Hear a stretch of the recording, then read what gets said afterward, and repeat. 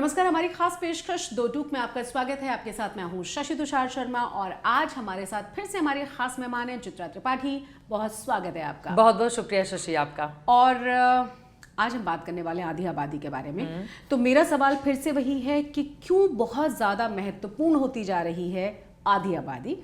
हालांकि आप जिक्र कर रही थी 24 के चुनाव में, 24 के या चुनाव हर के चीज में, मद्देनजर या हर चीज में हम विधानसभा चुनावों की भी बात कर सकते हैं, हम लोकसभा चुनावों की भी बात कर सकते हैं। जापान का आप अभी जिक्र कर रही थी कि कैसे वहां पर जो एक स्टडी कहती है कि जो मेल मेंबर्स हैं वो इनसिक्योरिटी की तरफ जा रहे हैं क्योंकि लड़कियां मल्टीटास्क करें। बिल्कुल सही कहा। आज ही ये एक अखबार की खबर है जो मैंने पढ़ी है। लेकिन हिंदुस्तान के लिहाज से महिलाएं कितनी सशक्त होती जा रही हैं ये हम सब के लिए बहुत प्राउड की बात है और हम इससे बहुत खुश भी हैं। आज तक ही लोग देख सकते हैं, आज तक में महिलाओं का किस तरह से बोलबाला और दबदबा है। तो मुझे लग रहा है कि आज तक से सीखते हुए अब देश के बाकी हिस्सों में भी महिलाएं सशक्त हो रही हैं और चुनावों में शशि इसका बहुत ज्यादा असर देखने को मिल रहा है। देखिए, अगर मैं सीरियस नोट पर बोलूं तो 2004 और 2009 की तुलना में जो महिलाओं का वोट प्रतिशत रहा है 2014 में, वो तकरीबन 65% के आसपास रहा है, उसको क्रॉस कर गया। और जब हम 2019 की बात करते हैं तो वो और ज्यादा आंकड़ा बढ़ जाता है और वो आंकड़ा 1.5 से 2% का उछाल ले लेता है। इसी वजह से अगर आज की तारीख में हम देखें तो प्रधानमंत्री नरेंद्र मोदी संदेश खाली में थे, उन्होंने महिलाओं से जुड़ा हुआ मुद्दा उठाया और ये कहा कि एक महिला मुख्यमंत्री जिस राज्य में है वहां पर संदेश खाली की महिलाएं अपने आप को बेचारा महसूस करती हैं जब एक शेख के सामने उन लोगों को अपनी पीड़ा व्यक्त करनी पड़ती है लेकिन उसके खिलाफ कोई एक्शन नहीं होता है। तो महिला कितनी मजबूती से आगे बढ़ रही है, उसका एक एक जो वोट है वो तय कर रहा है कि भविष्य क्या रहने वाला है। यही कारण है प्रधानमंत्री नरेंद्र मोदी से लेकर तमाम दूसरे दलों की ओर से भी अब एक के बाद एक कई योजनाओं, हमने हाल ही में देखा कि ये जो राम राज्य वाला बजट है दिल्ली का आम आदमी पार्टी का, उसमें महिलाओं के लिए ऐलान किया गया। हिमाचल प्रदेश की सुक्खू सरकार ने महिलाओं के लिए ऐलान किया। लेकिन अगर लोकसभा चुनावों के लिहाज से हम देखें तो 2014 में बीजेपी को जितने वोट महिलाओं के पड़े थे 29% वोट बीजेपी को मिले थे महिलाओं के। लेकिन जब 2019 का इलेक्शन आता है तो मोदी सरकार की कामकाज की योजनाओं से वो बढ़कर 29 से 36% हो जाता है।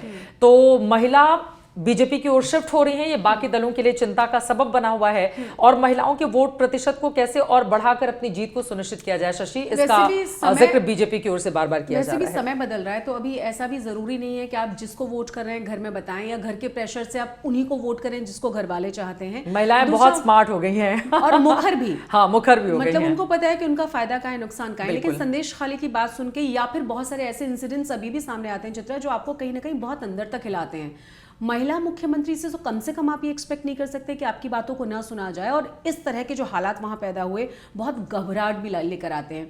तो ये तमाम चीजें कहीं ना कॉन्फिडेंस देती हैं। जब नरेंद्र मोदी को लोग देखते हैं, महिलाएं देखती हैं, सुनती हैं, उन्हें लगता है कि शायद उनके लिए एक अच्छा रास्ता हो सकता है, उनके लिए एक अच्छा भविष्य हो सकता है। बिल्कुल। प्रधानमंत्री जब आज पश्चिम बंगाल में रैली को संबोधित कर रहे थे तो महिलाओं ने किस तरह से, जब वो संघर्ष के दिनों में थे और जेब में 1 रुपए भी नहीं होते थे, तो महिलाएं भावनात्मक रूप से ज्यादा जुड़ी हुई होती हैं, हम सब जानते हैं। उनका कमिटमेंट भी बड़ा पक्का होता है कि एक बार अगर हमने इस पार्टी के साथ कमिटमेंट कर दी तो फिर नहीं। अभी हमने देखा है इलेक्शन में तो प्रधानमंत्री उस लिहाज से महिलाओं से एक इमोशनल कनेक्ट करते हैं। और वो बीते 2013 से जब उनको प्राइम मिनिस्टर कैंडिडेट के तौर पर बीजेपी ने अनाउंस किया, 13 से लेकर आज तक लगातार हम वो देख रहे हैं और उसमें बढ़ोतरी हो रही है। शशि, मैं 2-3 घटनाओं का जिक्र करना है। अच्छा, पहले अब जैसे मैं गाजियाबाद में जब यूपी इलेक्शन कवर कर रही थी तो वहां पर आमतौर पर हम जाते हैं और पूछते हैं कि बताइए किसको वोट देंगे क्या, तो लोग पार्टी का नाम बताते हैं ऐसे। लेकिन जब महिलाएं इमोशनली किसी नेता को लेकर बात करें, एक बड़ी बुजुर्ग महिला थी, मैंने पूछा वोट किसको करेंगे तो उन्होंने कहा कि बीजेपी को। फिर मैंने पूछा क्यों, तो बोले कि अरे नरेंद्र मोदी तो उनके अंदर भगवान का अंश है ना, देखो कितनी पूजा पाठ करते हैं, कितने मंदिर बनवाते हैं, तो मैं एक बार उनके पैर छू लूंगी तो भगवान को जो उनका आशीर्वाद मिला वो मुझे मिल जाएगा। तो महिलाओं का इस तरह का उनका एक कनेक्ट है और ऐसे कई जगहों पर मेरे साथ हुआ। एक मैं बंगाल, वहां बिहार में गई हुई थी। बिहार में क्या हुआ कि एक पति पत्नी थे, वो काफी गरीब थे और लालू प्रसाद यादव के गढ़ में मैं रिपोर्टिंग कर रही थी। अच्छा, तो मैंने पति से पूछा कि अच्छा किसको वोट देंगे, तो कहा लालू प्रसाद यादव को, उनका बहुत मेरे ऊपर उपकार है। हाँ। मैंने पत्नी से पूछा कि आप किसको वोट देंगे, तो वो बोले कि नहीं मैं बीजेपी को वोट दूंगी क्योंकि मुझे मोदी सरकार की योजनाओं का लाभ मिला है। तो एक ही घर में एक सामान्य परिवार, जो महिला पढ़ी लिखी नहीं है, वो अपने पति के सामने स्टैंड लेती है कि तुमको जिसको मन, अब लालू प्रसाद यादव के ऊपर उनका एहसान रहा होगा तो उन्होंने, या कमिटमेंट रहा होगा तो वो उनकी बात करती है। लेकिन महिला जो डरती थी अपने पति के सामने जुबान खोलने में, वोट तो बहुत दूर की बात है, परिवार की ओर से डिसाइड कर दिया जाता, देखो ये चुनाव चिन्ह है, इस पर जाकर वोट आपको डाल देना है। लेकिन वो महिला टीवी कैमरे पर अगर खुलकर बोलने लगे कि नहीं मैं तो इनको वोट दूंगी क्योंकि इन्होंने हमारे लिए फायदा पहुंचाया है, तो बीजेपी की तरफ वो महिला वोट जो शिफ्ट हुआ है उसको अब पार्टियां अपनी तरफ लाना चाहती हैं। लेकिन मुझे मौजूदा वक्त में लगता है कि देखिए कुछ राज्यों को अगर हम छोड़ दें शशि, जैसे संदेश खाली की मैं बात करूं, आपने कहा कि वहां पर महिला मुख्यमंत्री हैं, उनसे उम्मीदें ज्यादा हैं, यकीनन बहुत ज्यादा हैं। लेकिन ये बात भी सच है कि 2021 का जो विधानसभा का इलेक्शन था, बीजेपी के मुकाबले उनको वोट शेयर महिलाओं का बहुत ज्यादा मिला था, 50% के आसपास। और अगर मैं अभी वो इसको बता भी दूंगी, और इसी के आसपास 47 से 48 के आसपास लोकसभा चुनावों के दौरान रहा था। जबकि भारतीय जनता पार्टी की मैं बात करूं तो उसका 37-38% के आसपास रहा है। हालांकि इसके पहले के चुनाव में 10% से सीधे 37% मतलब महिलाओं का वोट वो हासिल करती है। मुझे लगता है कि मैं वो बिल्कुल सही जानकारी दे दूं ताकि जो आपके दर्शक हैं वो किंतु परंतु में कहीं नहीं खोए। और मैं उनके चुनाव आज तक के दर्शकों के लिए स्पेशली रिसर्च करके ये आंकड़ा शशि के लिए लेकर आई हूं, क्योंकि शशि ने कल मुझे बहुत डांटा था कि आप बहुत सारे आंकड़े लेकर आया करिए, हमारे दर्शकों तक पूरी जानकारी देनी है। तो मैंने कहा कि बिल्कुल, तो मैंने 1 घंटे तैयारी की है इस प्रोग्राम में आने के पहले। मतलब ये हर प्रोग्राम के लिए ऐसी तैयारी करती है, अब कुछ कहने की जरूरत नहीं है किसी नहीं, ये शशि की डांट सुनने के बाद फिर मैंने तैयारी की है, तो मैं बता देती हूँ। देखिए मेरे पास है ये पिछले 3 चुनावों का आंकड़ा है जो मैं दिखाना चाहूंगी। तृणमूल कांग्रेस के लिए 2016 के विधानसभा चुनाव में महिलाओं का वोट 48% मिला था, 2019 में 47% मिला था, 2021 में 50% मिला, जब ह्यूज मार्जिन के साथ जीतकर तृणमूल कांग्रेस ममता बनर्जी के नेतृत्व में फिर से विधानसभा में सरकार बनाती है। लेकिन बीजेपी का वोट प्रतिशत, इस पर भी गौर करने की जरूरत है। सोचिए आप, जब बीजेपी 2016 में महिलाओं का सिर्फ 16% ही वोट हासिल करती है, सिर्फ 16%, माफ कीजिएगा 1 सेकेंड, 2016 में 10%, 2016 में 10% हासिल करती है।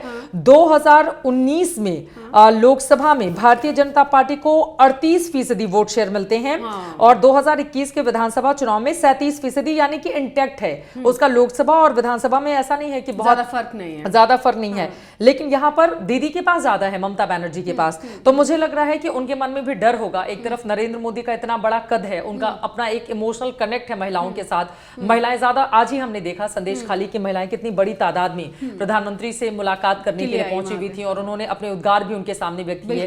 मंच पर आज हमने देखा, आमतौर पर बहुत कम होता है जब मंच पर प्रधानमंत्री को माला पहनाई जाती है तो बीजेपी के बड़े बड़े नेताओं के चेहरे ही दिखाई देते हैं, खासतौर से मेल। लेकिन आज अगर हम देखें मंच की तस्वीरें पश्चिम बंगाल की, तो वहां पर तकरीबन सभी महिलाएं ही थीं, और सभी में एक तरीके का होड़ भी था कि प्रधानमंत्री के साथ फोटो हम ज्यादा बिल्कुल नजदीक से खिंचा ले, या हम फ्रेम से आउट ना हो जाए। तो उनकी लोकप्रियता है, उसका फायदा बीजेपी को मिल रहा है। वो एक रिजर्वेशन वाला बिल, और दूसरा हमारा रिप्रेजेंटेशन। आपने देखा है ना कि मतलब पंचायती राज्य में जिस तरीके का रिप्रेजेंटेशन रहा है, उसके बाद भी कहा जाता रहा है कि अरे इसका कोई फायदा नहीं है। कहने को आप अपनी पत्नी को खड़ा करते हैं, लेकिन जो चला रहा है पूरी तरह से कामकाज को वो आपका पति है। बीवी को ये तक नहीं पता है कि एक्चुअली कर क्या रहा है उसका पति। दबंगई भी कई जगह इस तरह से देखने को मिलती है। अब मेरा सवाल ये है कि क्या चीज़ें बदल रही हैं, और जिस तरह का महिलाओं का रिप्रेजेंटेशन जैसे जैसे बढ़ेगा, मतलब अगर ममता बनर्जी की बात करें तो एक एक्सेप्शनल केस हो सकता है कि जहां पर वो बहुत सारी चीज़ें निकल गई, राज्य के मुख्यमंत्री है, पता नहीं उसके पीछे राजनीति भी हो सकती है। लेकिन जैसे जैसे महिलाओं का रिप्रेजेंटेशन बढ़ेगा, क्या हम ये उम्मीद न करें? मुझे ऐसा भी लगता है कि महिलाएं ना बहुत सारी जगहों पर वाइज भी बहुत ज्यादा होती हैं, बिल्कुल मल्टीटास्कर होने के साथ साथ। तो क्या दशा और जो दिशा, दोनों चीजों में बदलाव महिलाओं के लिए में देखने को मिलेगा? मुझे लगता है पूरी तरह से। लेकिन ये बताइए, मल्टीटास्कर का जो आप जिक्र करें, क्या हम दोनों के लिए है ये? बिल्कुल है। हाँ, ये बिल्कुल सही बात है कि देखिए महिलाएं आज की तारीख में मुझे लगता है कि एक जो डर का माहौल होता था, या हम सब ने देखा है कि महिलाओं को कितने संघर्ष के बाद वो जगह महिलाएं जब घर में काम करती हैं तो उनकी उस तरह से इज्जत नहीं होती है। जो नौकरी करती है महिला, उसकी ज्यादा इज्जत होती है, जबकि घर में कामकाज इतना ज्यादा होता है, वो पूरा दिन खपा देती है, लेकिन उसको वो रिस्पेक्ट नहीं मिलता था। प्राइम मिनिस्टर के आने के बाद, नरेंद्र मोदी के आने के बाद हमने देखा कि उनके हाथों में पैसे पहुंचे हैं। और जिन घरों का मैं जिक्र करूं, मैं संत कबीर नगर में थी यूपी इलेक्शन के दौरान, और संत कबीर नगर में जो ये प्राइम मिनिस्टर आवास योजना के तहत पैसे दिए जा रहे हैं 2-2.5 लाख रुपए, तो उसमें घूमते घूमते मैं एक जगह पर पहुंची। वहां पर एक मकान बना हुआ था, वो आधा कंप्लीट था, पूरा छत वत खड़ी हो गई थी। फिर मैंने देखा कि बड़ी सुंदर सी शादी की साड़ी पर्दे के रूप में टंगी हुई है। अच्छा, तो वो घर दूर से ही अट्रैक्ट कर रहा था, लाल रंग की साड़ी चमक रही थी। तो मैंने देखा, तो फिर बताया गया कि ये प्राइम मिनिस्टर उस योजना से ये घर बना है। हाँ, तो मैं वहां पे पहुंची, तो फिर मैंने देखा तो उस महिला के नाम पर नेम प्लेट लगी हुई थी घर के बाहर। अभी यही है कि प्रधानमंत्री आवास योजना के तहत जो मकान दिए जाते हैं, उसकी जो नेम प्लेट है वो महिला के नाम पर होती है। तो आप सोचिए कि जब महिलाओं को इस तरह, क्योंकि उनका तो नेम प्लेट होता ही नहीं था ना, कहीं कोई पूछने वाला भी नहीं होता था। इवन मोहल्ले में भी बहुत कम लोग जानते होंगे कि इनके घर की ये जो पत्नी है उसका नाम क्या है। सब इनकी दुल्हन, हम लोगों की तरफ तो ऐसे पूर्वांचल बिहार में कहा जाता है ना कि इनकी दुल्हन, ये अशोक की दुल्हन, ये फलाने की दुल्हन, मम्मा या उनकी माँ है। हाँ, तो वो जो पहचान है वो नरेंद्र मोदी सरकार की ओर से देने का काम किया गया है। तो फिर यहाँ पर अगर हम देखें, तो मैं गई उनके पास, तो मैंने पूछा कि साड़ी तो बड़ी सुंदर लगाई है आपने, कब की साड़ी? तो उसने कहा शादी की साड़ी है। मैंने कहा शादी की साड़ी का पर्दा क्यों लगा दिया? तो बोले कि नहीं, हमने कभी सोचा नहीं था कि हमारे सिर पे छत होगी और प्रधानमंत्री आवास योजना के तहत ये पैसे हमें मिले हैं। मेरा नाम, फिर उन्होंने बड़े नजदीक से आके कि आइए दीदी नाम देखिए मेरा। तो मैं गई, तो उसके चेहरे पर जो खुशी थी ना, वो यकीनन की व्यक्ति की पूरी जिंदगी खप जाती है एक सिर पर छत के लिए। बिल्कुल। तो वो जो छत भी मिल रही है, महिलाओं के नाम से नेम प्लेट भी आ रही है, तो उससे उनका कॉन्फिडेंस बहुत अप हुआ है। अब कोई पुरुष उनको घर से निकाल नहीं सकता है कि तुम हमारे घर से चली जाओ, ठीक है, क्योंकि जिस घर में वो रह रही है वो उसी के नाम से है। तो अब पुरुष सोचे कि इस घर में रहना, तो ये जो ताकत है महिलाओं का, उससे बहुत फर्क पड़ा है, बहुत फर्क पड़ा तो है। कुल मिलाकर आधी आबादी के लिए हम कह सकते हैं कि समय अच्छा है, और चीजें जैसे जैसे बदलेंगी, जिस तरीके से उनको इंपॉर्टेंस दी जाएगी, उनके लिए वैसे भी बेहतर होगा, और वैसे भी वो बहुत महत्वपूर्ण हो चुकी है ओवरऑल। आपकी बात बिल्कुल सही है, लेकिन शशि इसमें एक चीज देखिए, प्रधानमंत्री नरेंद्र मोदी की लोकप्रियता, महिलाओं से उनका कनेक्ट, और बीजेपी का बढ़ता हुआ वोट प्रतिशत, महिलाओं का खासतौर से ज्यादा बीजेपी की तरफ झुकाव होना, ये बीजेपी को ताकतवर बना रहा है, इसमें कोई दो राय नहीं है। लेकिन इसी के दूसरे सिरे को अगर हम पकड़ने की कोशिश करें, हम संदेश खाली के मुद्दे पर सवाल पूछ रहे हैं, लेकिन विरोधी दलों की ओर से बार बार जो महिला पहलवान दिल्ली में बैठी हुई, ये वाजिब सवाल है। इसके अलावा मैं उसके, आपने 2-3 और इंसिडेंट्स देखे होंगे, मिस्टर सेंगर की आप बात कर सकते हैं, और पीछे कई सारे बहुत सारे इंसिडेंट्स हुए जिसको लेकर बहुत सवाल उठाए गए हैं। अच्छा, बीजेपी के साथ दिक्कत ये नजर आती है कई बार ना, कि अगर उन्होंने डिसीजन ले लिया कि वहां से सैग नहीं करना है, वहां से हटाना नहीं है उस शख्स को, तो उसके खिलाफ आप चाहे कुछ भी कर लीजिए, बहुत जल्दी कोई निर्णय नहीं लिया जाता। नहीं, आपकी बात सही है, लेकिन हाल ही में आसनसोल पर जब पवन सिंह को टिकट दिया गया और उनके बंगाली फिल्मों के वीडियो जब वायरल होने लगे, तो बीजेपी ने यकीनन इशारा किया होगा कि आप अपने नाम को पीछे कर लो आसनसोल से, क्योंकि पवन सिंह के जिस तरह के गाने रहे हैं उस वजह से बीजेपी को नुकसान हो सकता था। और पर्सनल प्रोफेशनल लाइफ रही है महिलाओं के प्रति, जो तमाम चीजें निकलकर सामने आई। देखिए, मुझे लगता है कि पर्सनल तो बहुत कम, लेकिन ये जो प्रोफेशनल आपका वीडियो है, अब भोजपुरी फिल्में ज्यादातर इसीलिए चलती हैं, और हम सब जानते हैं कि उनके व्यूज भी,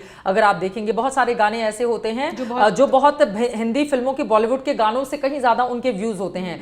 तो अब दर्शक कई बार पलट के सवाल करता है कि इतना गंदा गाना बनाइए, और वही दर्शक जाकर उसको देख भी रहा है, तो इस पे अपनी अलग अलग बात हो सकती है। लेकिन पवन सिंह खुद के निर्णय से आसनसोल से अपने आप को अलग नहीं कर सकते। जो मेरी अब तक की राजनीतिक जानकारी रही है शशि, उससे मैं बहुत जिम्मेदारी से ये बात कह रही हूँ, क्योंकि उनके वीडियोस वायरल हुए, कहीं ना कहीं उनको इशारा मिला होगा कि हमें नुकसान हो सकता है बंगाल जैसी जगह पर जहां पर महिला मुख्यमंत्री हैं और बीजेपी का वोट शेयर लगातार बढ़ रहा है, तो मुझे लगा इशारा किया होगा, तो उन्होंने अपने आप को बैक कर लिया। तो वो एक एग्जांपल है।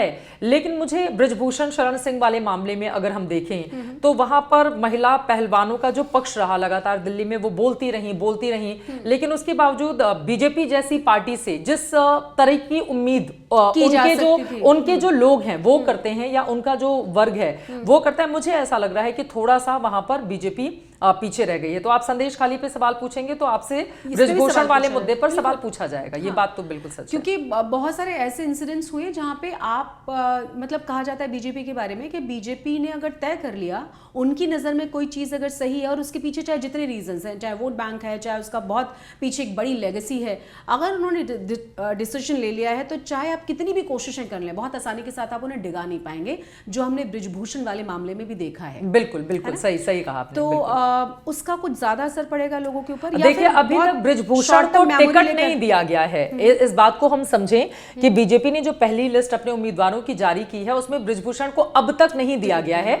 लेकिन अब देखें आगे क्या होता है, लेकिन इंतजार तो करना होगा। लेकिन ये बात सच है कि महिलाओं के मुद्दे पर अगर हमने एक स्टैंड ले लिया, जैसे ये क्रांतिकारी कदम है महिलाओं को 33% आरक्षण देना। और जब इतने खूबसूरत जो हमारा नया भवन बना है संसद का, उसमें जब महिलाएं बड़ी तादाद में बैठेंगी, देखिए किसी भी घर को हम उठाकर देखें, अगर वहां पर महिला नहीं है तो वो खाली खाली सा लगता है। किसी भी ऑर्गेनाइजेशन को हम देखें, जैसे आज तक इतना सुपर डुपर हिट है, तो हम जानते हैं यहाँ पर महिलाओं की तादाद कितनी ज्यादा है। तो एक अलग तरह का माहौल रहता है, सुंदर वाइब्रेशन, बिल्कुल पॉजिटिव वाला वाइब्रेशन। और महिलाएं बड़े उससे एक कमिटमेंट भी होता है उनका, तो बड़े उससे, चाहे मैं अपने आप को ले लूं, आपको ले लूं, कि हम लोग बड़े कमिटमेंट के साथ काम भी करते हैं। ये जिम्मेदारी दे दी गई तो फिर बाकी सारी चीजें पीछे छूट जाती हैं, हम उस पर लग जाते हैं।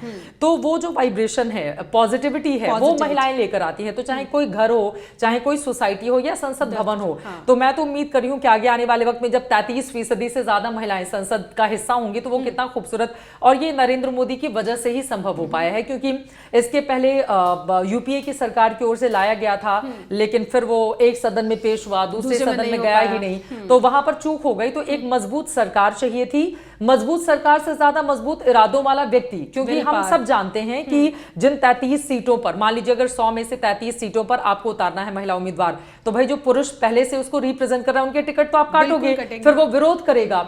लेकिन उसके बावजूद आपने ये निर्णय लिया, महिलाओं को ये हक दिलाया, और आगे आने वाले वक्त में मुझे लगता है कि महिलाओं का जितना प्रतिनिधित्व बढ़ेगा देश में, देश हमारा और बेहतर होता हुआ चला जाएगा। और मोदी जी ने इसको भांप लिया है, तो वो कर ही रहे हैं, बाकी लोग भांपते हुए चले आ रहे हैं। तो उम्मीद यही कि कम से कम चारों तरफ से हो, इधर वाले करें उधर वाले के, महिलाओं का कल्याण होना चाहिए। और पहले की उनकी जो स्थिति रही है, चाहे घर में हो या सोसाइटी में हो, महिलाओं को सोसाइटी में माना जाता था वो ऑफिस में सुरक्षित नहीं है, उनको घर से कैसे बाहर निकाला जाए या रात को कैसे जाएगी। हम ही लोग हैं नोएडा में रात के 2 बजे 2:30 बजे हम लोग खुद से ड्राइव करके अपने घर जाते हैं। तो अभी सोसाइटी हमारी चेंज हुई है, थिंकिंग भी लोगों की चेंज हुई है, बट मुझे लग रहा है कि आगे आने वाले वक्त में इसको और ज्यादा व्यापक तौर पर बदलना जरूरी है। और धीरे धीरे बदलाव जो है वो बहुत ही ज्यादा खूबसूरत, और हम कह सकते हैं कि कहीं ना कहीं जो ये चेंजेस है ना, बहुत ज्यादा फायदेमंद रहेंगे सोसाइटी के लिए। बिल्कुल ओवरऑल सिर्फ महिलाओं के लिए नहीं, सोसाइटी के लिए। जैसे होता ना कि एक फैमिली में एक पढ़ी लिखी महिला आ जाती है तो फिर उसकी आगे की जो पीढ़ियां हैं वो बदल जाती हैं। इस तरह से हम जिस सोसाइटी का हिस्सा है वहां पर ये माना जाता है। तो मुझे लगता है कि उसका असर पड़ेगा। और महिलाएं जितनी दिमाग से तेज होती हैं, मतलब देखिए कई बार क्या होता है ना, भगवान ने हमें दिमाग तो दे दिया बट हमें मौके नहीं दिए, तो हम अपने दिमाग का इस्तेमाल कहाँ करेंगे? वो 4 दीवारी, चौके, चूल्हे, बर्तन तक तो ही करेंगे। जब हम घर से बाहर नहीं निकलेंगे या सोसाइटी नहीं देखेंगे तब तक हमारी स्थिति बहुत छोटी रहेगी। लेकिन अब की परिस्थितियां बहुत बदल गई हैं। तो अब महिलाएं अपने बारे में यूट्यूब पर या आज तक पर या बाकी जगहों जा जाके देखती रहती है, हमारे लिए क्या है, योजनाएं क्या है, खाते में पैसे आ रहे हैं नहीं आ रहे हैं, इनको पति को देना है नहीं देना है। तो वो अभी मैं कहाँ का बड़ा दिलचस्प भाषण सुन रही थी, किसी ने कहा कि हाँ, जब शिवराज सिंह चौहान लाडली बहना योजना ने भी कमाल किया मध्य प्रदेश चुनाव में, जो रिजल्ट आए थे जिताने में, तो जब शिवराज जी मंच पर जाते थे तो उनकी ओर से कहा जाता था कि अब तो हमारी जो पप्पू की मम्मी है, हमारी जो छोटी बहन है, वो अपने अकाउंट में आते ही पैसा देख के मुस्कुराने लगती है और अपने पप्पू के पापा से बताती है कि देखो कितना भी कह लो हमारे भैया ने पैसा भेजा है, तुमको नहीं दूंगी मैं। तो फिर महिलाएं ठहाका लगाकर हंसती थी, क्योंकि वो उनके हाथ में नहीं पैसे होते हैं शशि, ये बात हम जानते हैं कि नहीं होते हैं। घर के काम का, अगर पुरानी फिल्मों को उठाकर देख लें, एक मैं फिल्म देख रही थी राज बब्बर जी का, ऐसे ही स्क्रॉल करते करते थोड़ा सा उसका वीडियो आ गया, तो राज बब्बर पैसे कमा के आते हैं और जो हीरोइन रहती है वो घर के कामकाज में दिन भर लगी रहती है, तो शायद वो 1 महीने में कुछ ज्यादा खर्च हो जाते हैं, तो उसका पति उसको डांटता है कि कहाँ खर्च हो गए, कैसे हो गया, ये वो मैंने भी देखा है। हाँ, तो फिर वो बेचारी डरी सहमी कि अच्छा आगे से मैं अब नहीं करूंगी या आगे से मैं कम खर्च करूंगी। तो ये जो डर वाली बात थी ना, वो महिलाओं की घटी है। अब वो अपने मेकअप पे खर्च करती हैं, वो अपने लिए सुंदर साड़ी खरीद सकती हैं। तो इसको लेकर अलग अलग सरकारों की ओर से, जैसे मैंने हिमाचल की कांग्रेस सरकार का जिक्र किया, आम आदमी पार्टी की दिल्ली सरकार का जिक्र किया, लाडली बहना योजना ने कमाल किया है वहां पर। तो इस तरह से छत्तीसगढ़ में भी नई दोबारा से योजनाएं शुरू हो गई हैं। तो कुल मिलाकर कंपटीशन में भी चीजें बहुत अच्छे से शुरू हो जाती हैं। हाँ, बिल्कुल। मुझे लग रहा है वो आंकड़ा जल्दी से मैं बता दूं, हालांकि मैं पहले डिस्कस कर चुकी हूं, लेकिन आपने मुझे रिसर्च करने के लिए कहा था, तो मैं वो रिसर्च लेकर आई हूं, तो मैं अपने दर्शकों को बता देती हूं। देखिए, महिलाओं का ये जो ग्राफ बढ़ा है वोटिंग पैटर्न में, वो बताना चाहूंगी। 2004 में जहां पर 53.3% महिलाओं ने वोट डाले थे, 2009 में ये आंकड़ा बढ़कर थोड़ा ही बढ़ता है, 55.8% पर पहुंचता है। लेकिन जैसे ही नरेंद्र मोदी की एंट्री होती है 2014 में, देखिए ये एक बहुत बड़ा बदलाव है। और इस बात को समझना होगा कि आखिर नरेंद्र मोदी में ऐसा कौन सा करिश्मा है कि बढ़ चढ़कर महिलाएं उनकी बातों पर विश्वास करके वोट देती हैं।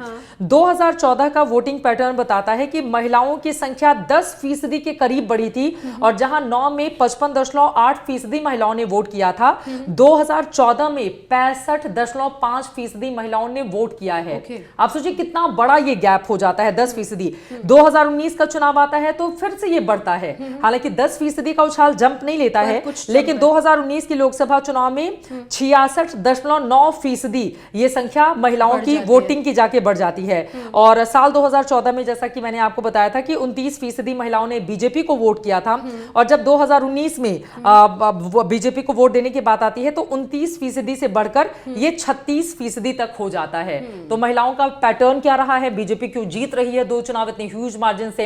ये जो 370 का नारा भी बीजेपी की ओर से, प्रधानमंत्री मोदी की ओर से दिया गया है, तो उसमें महिला फैक्टर एक बहुत अहम रोल निभाने वाला है। अगर महिलाएं उसी तर्ज पर वोट देती रही, लेकिन थोड़ा इंतजार करना होगा, क्योंकि नहीं, महिलाएं और ज्यादा निकलेंगी, आई एम श्योर। इस बार तो निकलने वाली है, इस बार तो हम लोग दावा कर सकते हैं कि महिलाओं का जो वोट प्रतिशत है पिछले सारे रिकॉर्ड तोड़ने वाला है। सबसे अच्छी बात यह है कि बीजेपी के साथ साथ बाकी की पार्टियां भी ना बहुत सारी योजनाओं में उन्हें शामिल कर रही है, तो ये और खुशखबरी है। बिल्कुल। तो हम वाइजली समझ सकते हैं कि मेरे लिए बेहतर कौन है, मैं उसके हिसाब से बाहर निकलूं और वोट करूं। बिल्कुल, और ये बहुत जरूरी भी है कि हम अपने दिमाग का इस्तेमाल। देखिए, कई बार क्या होता है कि हम जो निर्णय लेते हैं, मैं महिलाओं से ये अपील करना चाहूंगी कि मान लीजिए हमने अपने दिमाग से निर्णय लिया, हो सकता है वो निर्णय सही नहीं हो, लेकिन हम किसी और के ऊपर निर्भर होकर जीवन भर उसी के दिमाग से निर्णय लेते रहे, वो ठीक नहीं है। आप आज निर्णय ले रही हैं, आप उसको मतलब कुछ तो शुरू कीजिए। गलतियों से आदमी सीखता है, और गड़बड़ होगी तो ओन करिए, मैंने गड़बड़ कीजिए मैं, हाँ। लेकिन आप दूसरों के दिमाग से हमेशा इस्तेमाल करेंगे कि नहीं, दूसरा